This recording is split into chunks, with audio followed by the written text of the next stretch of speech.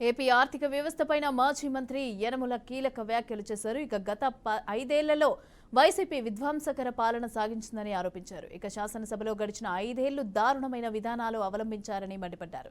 అసెంబ్లీలో జగన్ ప్రతిపక్ష పాత్ర పోషించాలని కోరుకుంటున్నారని తెలిపారు.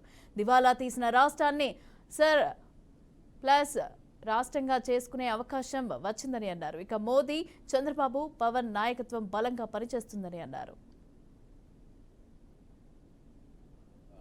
రాక్షస పాలనలో అనేక ఇబ్బందులకి గురయ్యారు.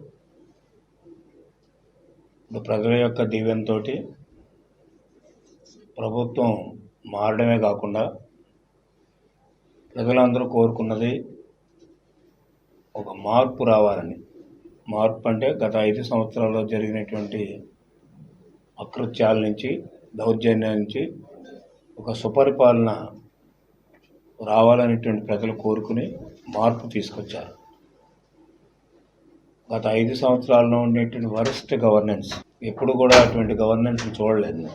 నేను దాదాపు 41 సంవత్సరం నాకు రాజకీయంగా ఏ ముఖ్యమంత్రి కూడా ఈ విధంగా బిహేవ్ చేయలేదు. సరే, ఆ విధంగా ఒక విధ్వంసకరమైనటువంటి పాలన ప్రవేశపెట్టాడు కాబట్టి అతను కూడా రాజకీయంగా విధ్వంసం అవటానికి ప్రజలు మార్పు కోరుకున్నారు, కొత్త ప్రభుత్వాన్ని తీసుకొచ్చారు.